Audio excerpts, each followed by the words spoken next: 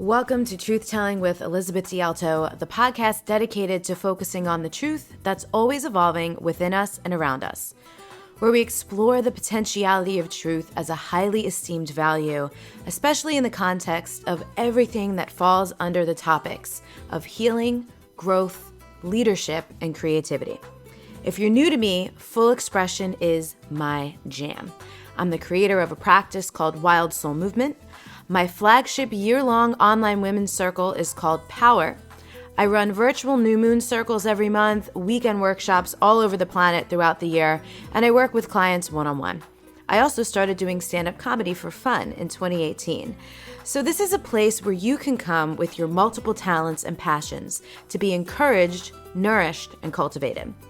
There's a lot of noise and ignorance in our current culture, and this show also aims to cut through that by exploring the truths of a diverse range of incredible voices.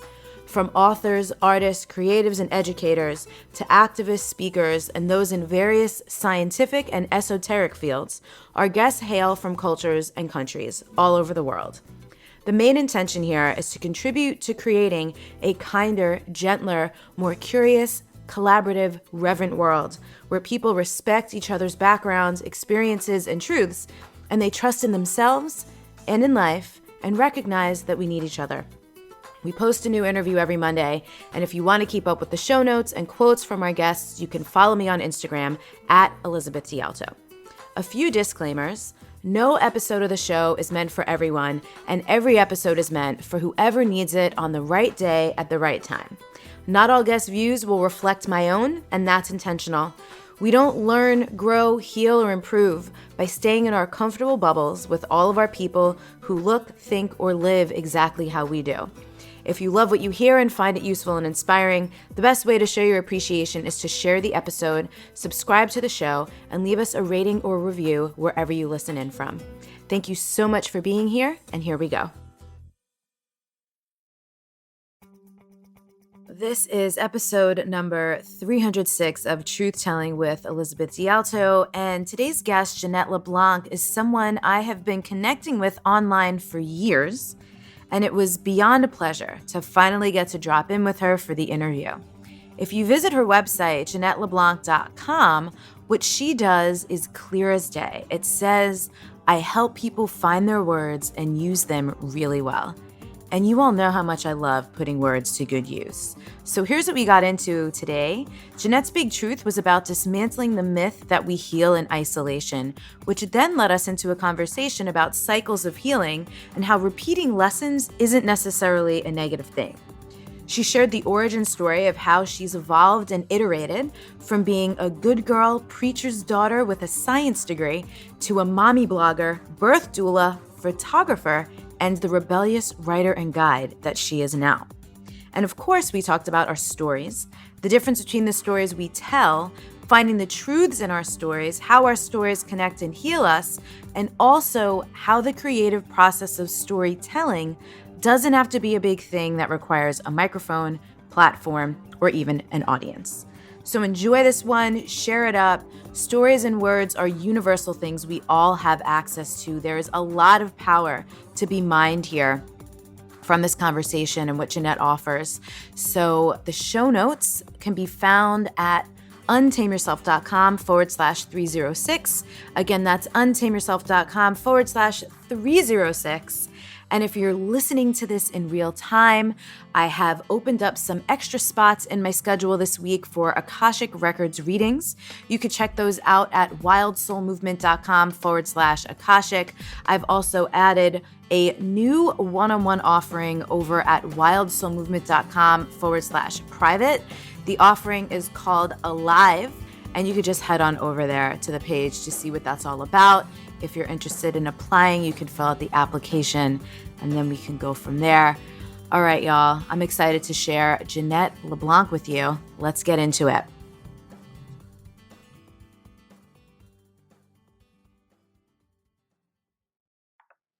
Jeanette, I'm so excited you're here. I am so excited to be here. Listeners, this is the kind of interview where you get to be here like a fly on the wall. For the first time, I actually get to drop in with someone who I've been pretty familiar with for a while. So these are always super fun. So Jeanette, the first question I've been asking people this year in 2019 to bring the focus always to the body is, how are you feeling in your body? And I know it's a Monday morning. We just had a little chat about this. Yeah, so we might as well be totally honest. I missed the part where this was on video and we get on and I'm like, wait a minute, I look like a Monday morning right now. This is not acceptable. So everybody, if my makeup is all over my face, if, just we're going to flow with it. Most people are listening, not watching, but. Okay, fingers crossed, everybody. So is that how you're feeling in your body, like a Monday morning? I feel like a Monday morning. My body feels like a Monday morning. I had the most glorious day yesterday. We went up north. I'm in Arizona to Payson to this place called Waterwheel Falls. Ooh. And I got massively sunburned. But I was outside all day and bouldering and swimming in ice cold water. So other than the Monday morning part, I'm feeling pretty damn amazing. I love swimming in cold water. Mm-hmm. Yeah. Absolutely. Have you always been into that? Did you have to get indoctrinated into it somehow? Darling, I'm Canadian. Oh no, so that was fine for you. See, I'm learning things. I didn't know you were Canadian. Where are you from? I am. Nova Scotia. So real Canadian. Real Canadian. Like north of the wall Canadian. Exactly. So then the big question that really sparks the conversation is, what's a truth that's having a big impact on your life right now? Oh, can we make that plural? What are the truths? Absolutely. You can do whatever you want. Oh, I'm in charge? I like this. Gosh, that is a big question to start with. I like you. You're going right for the crux of it. Okay, so the biggest truth that I am grappling with right now, personally, professionally, all of it, is this dismantling of the myth, this individualized American myth that we heal in isolation. That, so the story, right? You have a breakup and all your friends say you just need to spend some time alone. You need to go into yourself, which is all true. Like there can be wisdom in that. Also, there's a hell of a lot of, am I allowed to swear on this podcast? I prefer no F-bombs, but other than that, knock yourself out. Right. A hell of a lot of shit that we don't get to heal unless we come together. Mm-hmm. And we just don't. And we're all walking around in these little bubbles thinking we're supposed to do all of this work on our own because that's what, we'll say North American, since I said I was Canadian, that's what this myth of Western culture is. Mm-hmm. And so personally, professionally, and all of it, I'm really working to dismantle the places in myself that fall into isolationist tendencies or feel like I have to go like this, hands off to the world in order to do the work I need to do. I don't want that anymore. Yeah. Yeah. I absolutely adore this, and that this is where this conversation is starting because, we follow each other on social media. You've probably seen some of my posts where I do #ConsciousHo.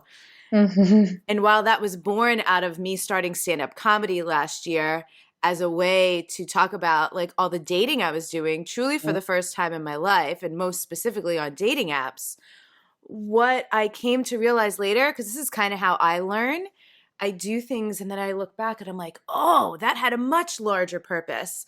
This is one of the reasons why I'm able to surrender and trust, because I've just had far too many experiences in the last decade of being able to look back and be like, damn, there was so much wisdom in that. I just didn't know. I couldn't harvest the wisdom yet. Mm-hmm. But a lot of my dating was around healing after a relationship. And I had spent a lot of time in isolation, but I had my points out, I had a bit of both, but I did actually need to just to come back to myself, reclaim my own space. I moved to Malibu. I was really detached from a lot of things because my nervous system couldn't take a lot of the stimulus. Mm-hmm. But I think that kind of isolation, physical distance, is not what you're talking about. I didn't isolate myself from all of humanity. I didn't go into a cave. Yeah, absolutely. And I think that I'm realizing there's so much work that can only be done. And when I say relationship, I don't just mean romantic or sexual or physical relationship. There is so much of the work, the wounding that we're carrying that's born in relationship, whatever relationship that is. And then this cultural mentality that we have to do all the work to fix that on our own. So then we come back into relationship from this like solitary healing journey, and we're feeling like, okay, I got this. I did the work. Like I did the soul work. I'm feeling, and then you come back into relationship and you're like, oh, damn. Yeah.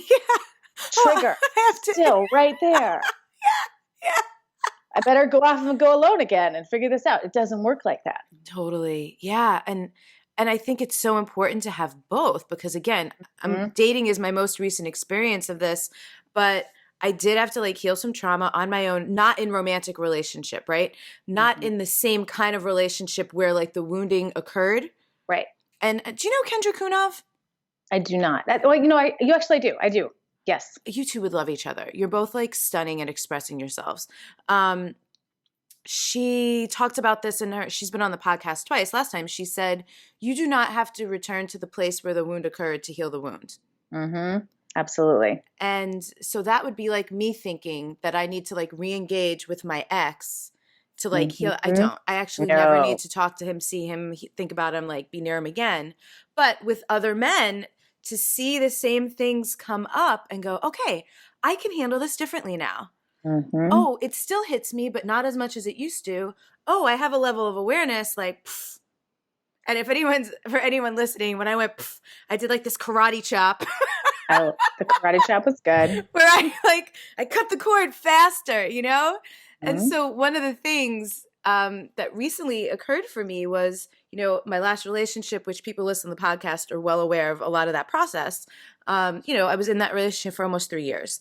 I got involved with someone last year for 9 months on and off.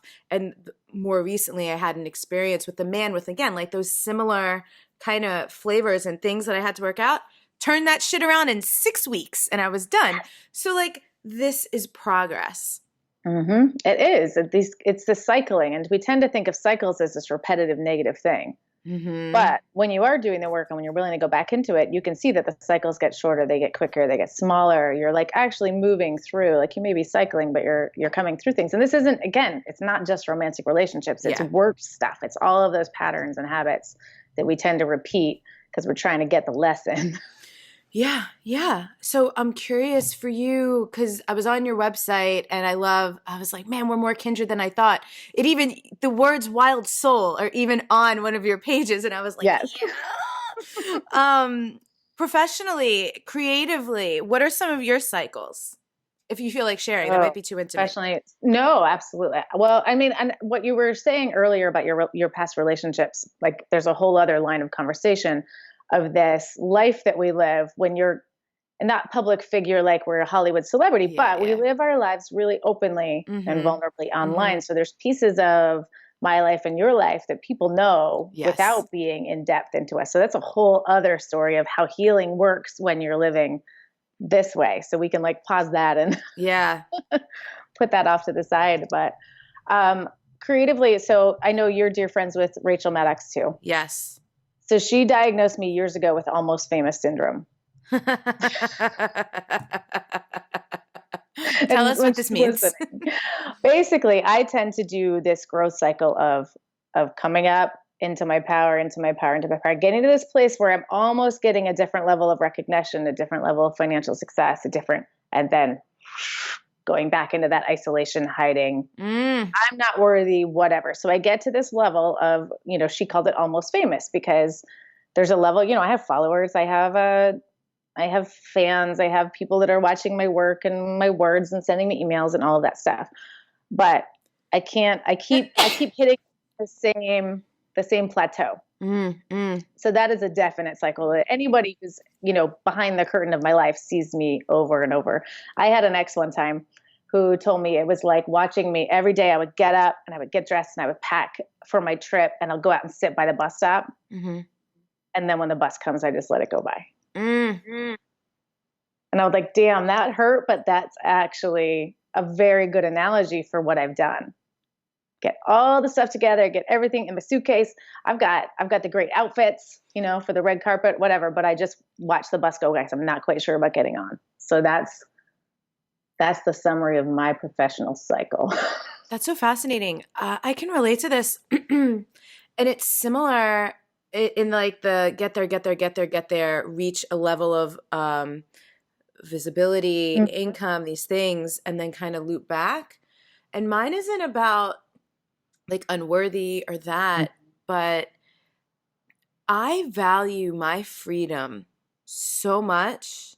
Mhm. Like there's a shadow in this. There has to be, Right. because it doesn't always serve me.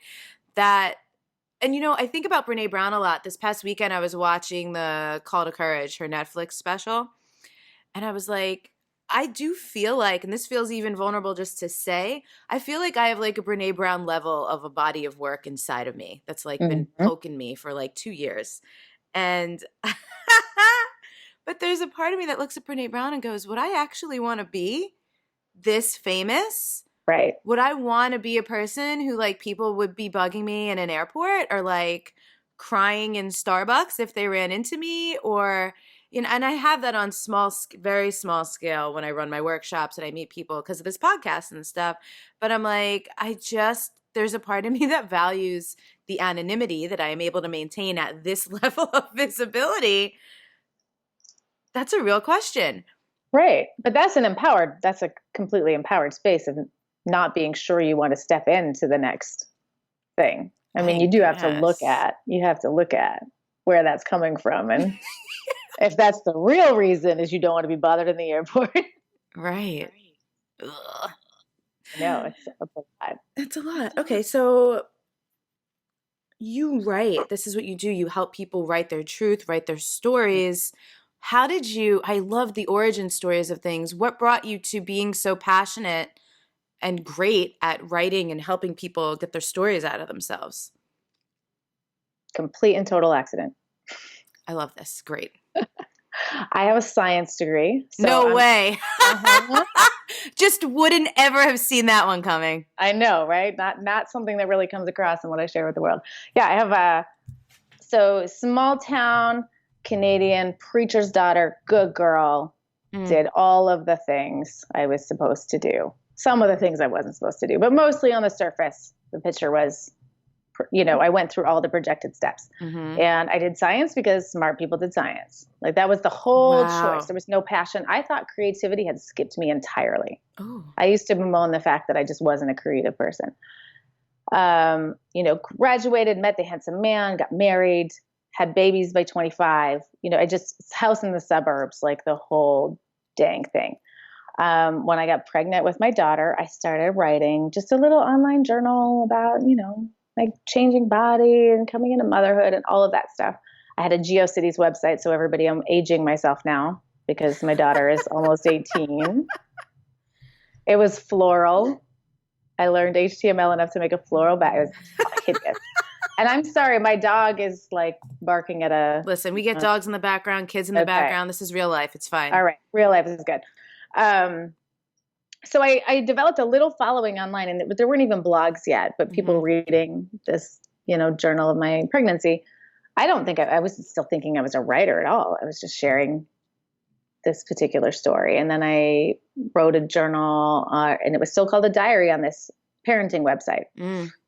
And then took the early leap to blogs. But along the way, I was a mommy blogger before that term existed.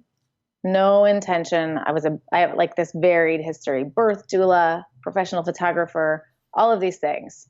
And I think we originally connected through B school, probably, right? I think Are you so. B schooler? Okay, so I was in B school for my photography business, and then I started helping people with writing in that group. It just happened because I had been doing this writing thing, and I didn't have a whole lot of story built up around it because it wasn't my thing. I wasn't trying to work the business or grow that into anything.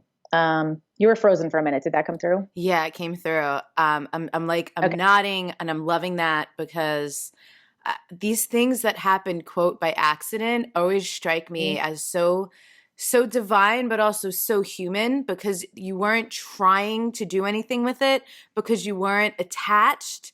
Yeah. That's how it grew legs. Exactly. And so in the process of that whole phase, I actually did the thing that good girls don't do. And I dismantled my whole entire life. I left my marriage. I came out of the closet. I changed everything about how I was living. And I started looking for that story. And I couldn't find this story told. So I'm like, okay, I'm going to have to tell it. And I told it anonymously. I started an anonymous blog with the most raw writing I've probably done in my entire history of writing. And that, again, because there wasn't an intention to make that into something, it did. It grew legs and it found its audience on its own. And there was a call to submissions at one point, and I had to decide, does the blog stay anonymous and the story stay safe, or do I take a step into the next place of sharing the story? And so I decided to attach my name to that story. Yeah. So kind of all of these things came together at one time. So the B school time, and when I'm giving writing advice, and then having the decision to actually attach my name to this project and be in this book, all kind of happened together. So I'm playing with giving people writing advice. I'm giving myself a sense of legitimacy as a writer. I'm making a really pivotal choice to not stay in hiding with that story anymore. And somehow this just turned into a thing.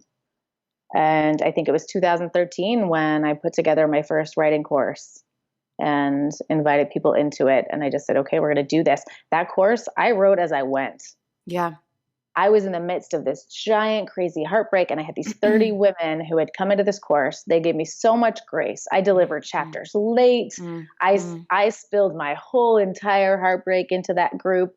And it was this moment of stepping into greater purpose that I can't even totally put into words. I love this so much. Okay, so 2 things. Number 1, I think you have lipstick on your teeth. That is not surprising, everybody. This is the way I am. It's Monday morning, right? And we're going to leave this in, and I hope you're not embarrassed, because I'm just not a type of person who could let people have lipstick on their teeth and know that the video is going on YouTube. I can only see we're myself. Good. It's resolved. You got it. We're good? We got it? Okay. See? Perfect. Second thing. I love how this comes back to your big truth, how we don't heal in isolation. Exactly. Because you had this group and you're able to be real. And I know how this is, because when I share things in my own spaces from time to time, people are like, oh, you too. Oh, I'm not alone. Oh my goodness. And it's like such an honor to hear and be with people in that space. It is. It's so pivotal. And I would never have known when I started telling that story. I didn't know I was going to start getting emails from women saying, this is me. Was it worth it? How do I get through this? And I do tend to live my life. I mean, obviously there's still public and private, and everything's not shared, but there are, and I think you're one of them. We live our lives, like I said, a little more openly or a little more vulnerably or raw. And it's a practice thing. Like I still have a way of doing that feels really safe to me. Same. But what comes back to you from that is huge. Sometimes, and I don't know if the same is true for you, and I was having a conversation with another creative about this yesterday, sometimes what I get back feels almost too big for me to hold. Oh my God. I was just talking to my friend Amanda about this a few weeks ago. When I got back from Australia, I was like a raw nerve ending. It was an amazing trip. But one of the things that was just so humbling and incredible was to go to the other side of the world and meet women who have been in my work, listening to this podcast or taking my programs for years in some cases, up to 5 years. And one woman at the day 1 of the workshop in Melbourne was like, I think this is the best day of my life. That's what I was like, like days later, I was still like, it was like too much in a good way. It's like when mediums like this and like writing and blogs and online and even social media, I say this all the time, as many people who engage with us, there's probably 3, 5, or 10-fold that are just lurking, that we'll never hear from, that are not sending us DMs on Instagram or in our email boxes.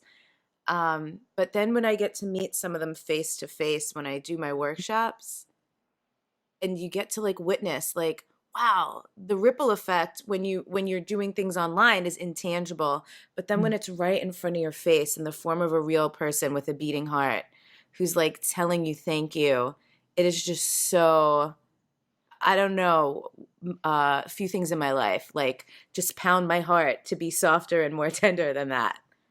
Yes, absolutely. And that to remind you that there's a purpose, because this path isn't an easy one. No. Like living this openly, sharing this way, even the monetization of that and how we create a life out of that, it's not an easy path. But to have someone come up and say it matters what you're doing, and it's made me braver. And because of you, I was able to tell my story. Like it is the most humbling and empowering thing at the same time. And I think it brings me back to your question then of what the purpose is and how I came to do this. Yeah. Is because when we tell our stories, like you said, you use the word ripple effect. So there's the act of telling your story, no matter what medium you tell it in. And I don't care if you tell it to yourself or your journal or whatever. There is empowerment in telling your story. It doesn't have to be on social media or to the whole wide world or on Brene Brown's stage. Having the courage to tell it, period. It not just changes things for other people. I mean, it will always. When you have the bravery to tell your story and share it with anyone, it changes things. It gives people courage. It allows people to find a home. It allows people to connect in this disconnected world, even if there's only one little sliver where you come together. But it also changes how you show up for yourself, how you show up for the people in your life, how you show up to the larger conversation, because you've had the courage to go, this is actually my lived experience. And this is the wisdom that came through it. And this is who I am because of it. And this is what I want to offer from it. No matter how you share that story, you show up differently afterwards. And I absolutely believe in a way that I will not hold back or ever cool down. That, my tagline on my website is your story is where the revolution begins. And I actually believe that. I 100% entirely, and I've seen it happen again and again and again. Our stories as women, as humans, absolutely have the power to change and save lives. Yeah. Sometimes other people, sometimes our own. Yeah. But without a doubt, the power to change and save lives. And something I love about this too is there's an element of truth. So when you say story, in like the self-help personal growth world, often the word story is used to describe like the stories we tell ourselves, the things that aren't actually true. You're talking about like the true lived experience, that story. Yes. And it's important, I think, to make that distinction. And one of the things that I love about connecting with that truth and the story of the lived experience, I'm big on like boundaries and discernment, is that once you are connected to the truth of your story, it's much easier to discern who gets to be in your life and who doesn't. Absolutely. Because you've dialed down to that core essence. And I want to go back to the phrase you used, the truth of your story. So first, there's incredible freedom for me. Do you know Lydia Yuknovich? No. Okay. Everybody listening and every podcast I'm ever on and every conversation I ever have around writing, I'm going to mention her name because I'm fangirl to the nth degree. She wrote a book called The Chronology of Water. Read it, listen to her, follow her. Absolutely. But I saw her speak in Portland and she said the words, every act of recall is an act of fiction. Huge. So a lot of people feel a lot of anxiety around that. Like, I'm going to tell my story and it's not going to agree with my mom's story or my ex-husband's story or my child's story. I want to tell my story, but I'm not sure I can get it all right. Yeah. So first off, it's fiction. As soon as we remember something, like if you look into the brain science of memory, it's actually not real. And the more we remember it, the more we actually make more concrete this, let's just say like false version. It's not false in terms of storytelling or stories. So but you give yourself the freedom to know. You can't ever get the actual literal encyclopedic truth of what happened. That's not how our brains work. That's not how our body memories work. So finding freedom in that thing, that line right there, every act of recall is an act of fiction. What matters is your lived experience, which means how your body experienced, processed, and moved through that story. How your brain changed because of it, how your heart changed because of it. That's the story I mean. And it doesn't really matter if it agrees with your mom's story.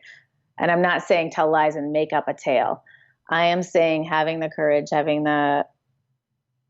taking the space, offering yourself the space to share that story as it lives and breathes in you. It changes everything. This is really liberating, and I have had this experience with people in my family, with former partners. especially because I do live out loud and I do my best to really honor people, not necessarily reveal their identities, though in some cases it's obvious who some people were. And I always think back on the Anne Lamott quote, which I'll botch it a little probably, but it's along the lines of, if people wanted you to speak more favorably about them, they should have behaved better. Yeah, it's a powerful quote. This actually reminds me, and I don't know if it was from B School or I had also done Marie's Mastermind, and I remember at some point the concept of like the New York Times rule. Like, would you want what you did or said to be published on the cover of the New York Times? And I really try to live that way, like to the best of my ability, you know? So when people are upset with me for sharing my experience of their moments that they would not want on the cover of the New York Times, I'm like, I don't know what to tell you. That's great. I like that. I hadn't heard that rule. That's a good one. Yeah, and I think obviously we live in this world, we do have to be sensitive to that because our words, again, going back to a conversation I've had with Rachel, of when you're ready, when you take the step, and again, you do not need to share your story widely for it to have value and purpose. Thank you for re-emphasizing that. Echo that over and over and over again, because I think that it's easy to look at someone like me or like you, and we've been doing this for years, which means even the act of knowing how to share and to craft our words so that they feel safe to us and safe to the other people in our life, that's a practice. And that's something we've learned how to do over a long period of time. Often by botching it along the way. By totally messing it up. So it's not just that. And I know that the comparison thing can be really, so you don't have to do that, to make a difference. But having the ability to really realize that your story as you experienced it has value outside of whether or not it aligns with someone else is huge. But also recognizing that if you are going to take that step, understanding that sharing does have ramifications and making sure you are emotionally supported, grounded, steady enough to actually handle. So if you share something that doesn't agree with your mom, there will be emotional ramifications. And so making sure that you have that stability, consistency in you, stretching into that space slowly instead of splashing it all out all at once. And there's so many steps you can take to make that growth into landing fully inside of your story a safe, secure, sustainable practice. What's so important, a lot of things that you just said are so valid and important, and I'm so glad that people got to hear you say them. But the comparison thing, I think often people will look at people like Elizabeth Gilbert, Brene Brown, Glennon Doyle, and some of these other like epic writers who are great storytellers and story sharers and have actually risen to fame by sharing their stories, and think that, she did it. Elizabeth Gilbert talked about her ex-husband, but what you just said, like, we've practiced, we like have systems, we are resourced, those things, at the point at which she wrote Eat, Pray, Love, that was like years after those things had actually happened. Like, healing and repair had possibly occurred before. We don't know what people's verbal agreements are. And I think it's super important as well within ourselves I'm big on integrity, right? So asking ourselves, why am I sharing this story? Yes. Especially if it involves someone else. Like, I had some people, I got some pings from people, including my ex, as I shared my story along the way after that relationship. And people like accusing me of like being revengey. And I'm like, nah, y'all, like, during this time, I was in a relationship with a person and I didn't understand what was actually happening. And so coming back into integrity also meant sharing what I had learned after the fact. There were times when I was sharing and I was still a little raw, but I was ready and I knew I was ready. Because like you said, I was in a place where I could share, and even if there was a ramification, I knew I can handle it, and I knew I was resourced and supported. I love that you use that word resource, because I actually just last week with a client of mine connected to that word in a different way, the way you're using it, resourced. Like, you have actually sourced the support and the energy that you need for yourself. So I love that you use that word, because I just changed my relationship to the word resource last week because of how she used it in a way I'd never thought of before. And yeah, it is important to make sure that you have those resources if you're going to step into that place. And to know that there are a million ways, like you said, sharing much after that healing and that work and processing has been done.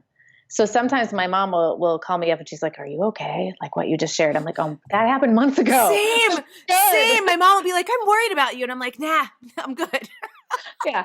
My take is like, if I'm writing, you don't have to worry. If I get quiet, that's when you need to worry. That's funny.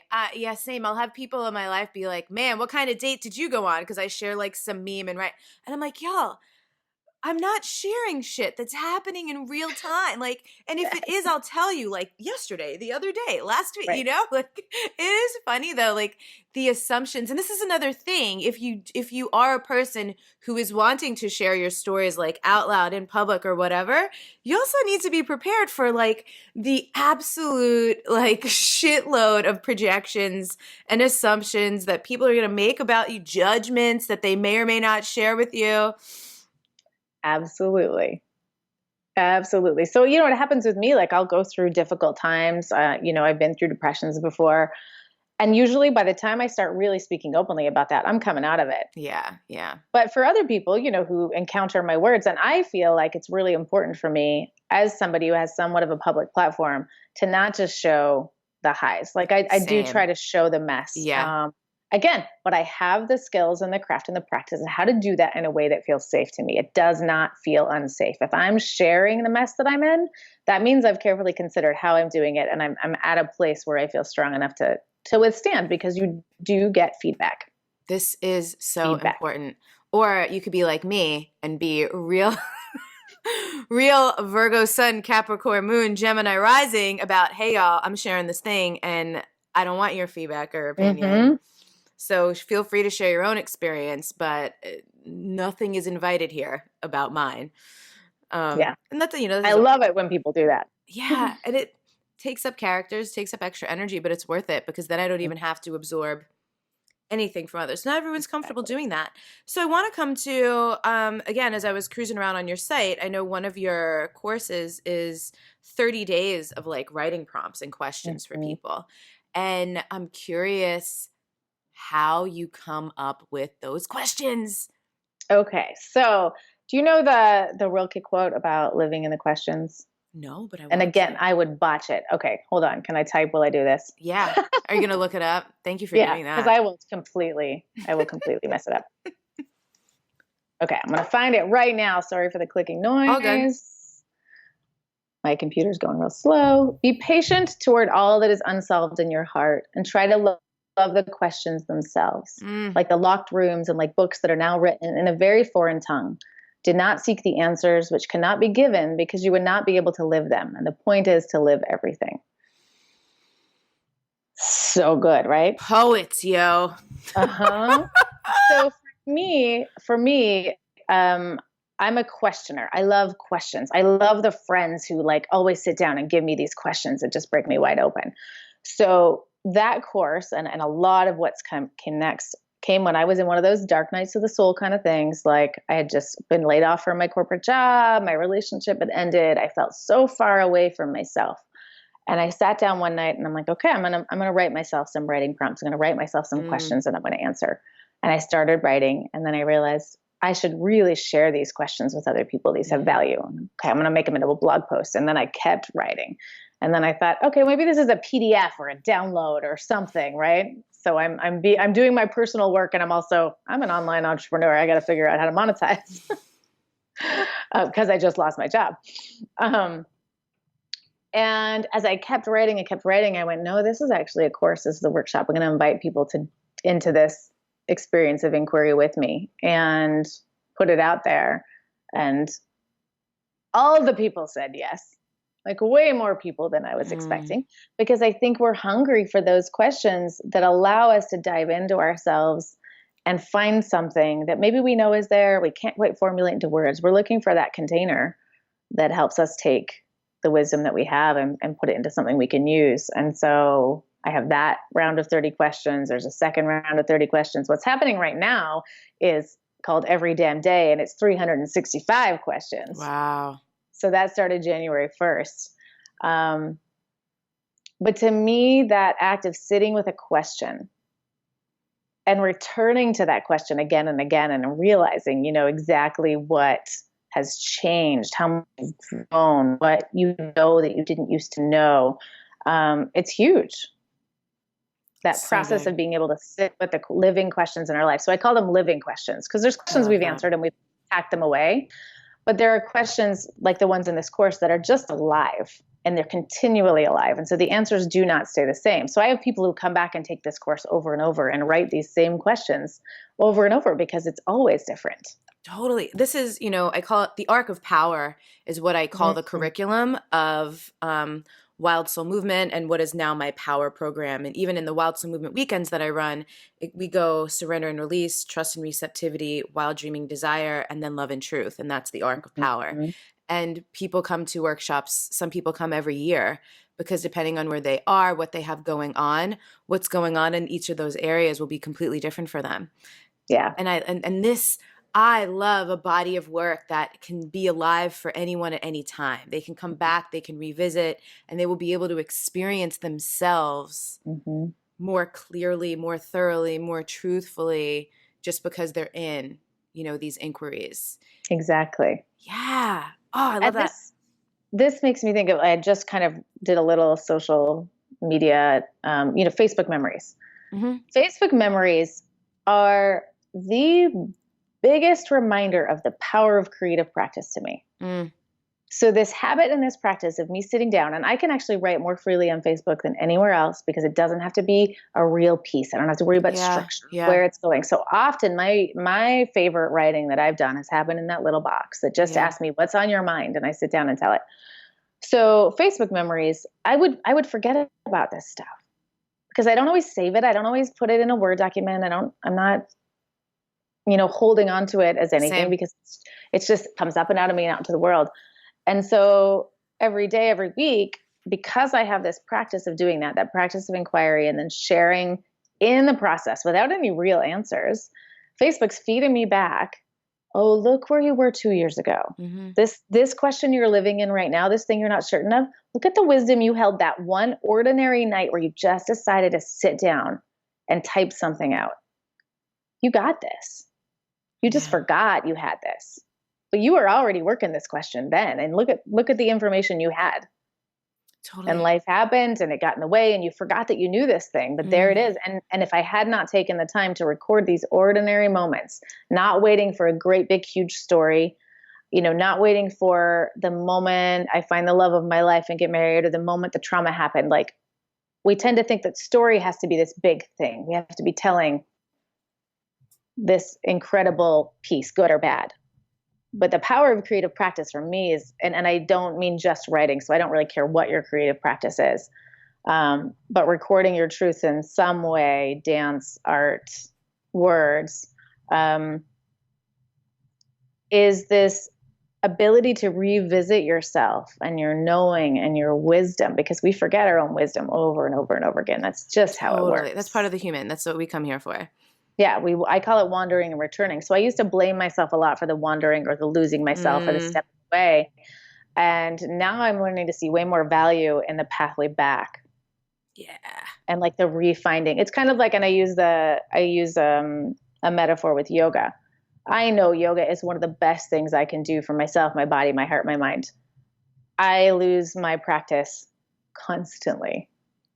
And I can berate myself for that, right? I can go, God, I can't even stick with it. I'm not consistent. I don't keep doing yoga. It's so good for me and I hurt when I don't do it. Or I can just say, I can remind myself, you always come back to the mat, Jeanette. Yeah. Always. Every time. You just have to go back to the mat. Yeah, I love that. I use the spiral staircase metaphor a lot to remind people, because people, I think, sometimes shame themselves when they revisit the same, quote, the same lesson or the same wound or whatever trigger. And I'm like, yeah, but you've spiraled up. So even though you're crossing the same thing again, you're crossing it from a higher perspective. You're looking at it with different lens, with different experience. You're able to glean a different lesson. This is one of the reasons why I don't love the question. And actually, someone asked me this recently. I was sharing with some girlfriends last week about this more recent man that I mentioned earlier that I was just seeing for about 6 weeks. And then I was like, okay, cool. Red flags, done, out. And, someone said to me, and with the very best of intentions, which don't always matter, well, you also need to consider why you attracted this. And that shit kind of makes my blood boil because, again, intention aside, there's some inherent shaming in that. Underneath that question is, well, what's wrong with you that this is still happening?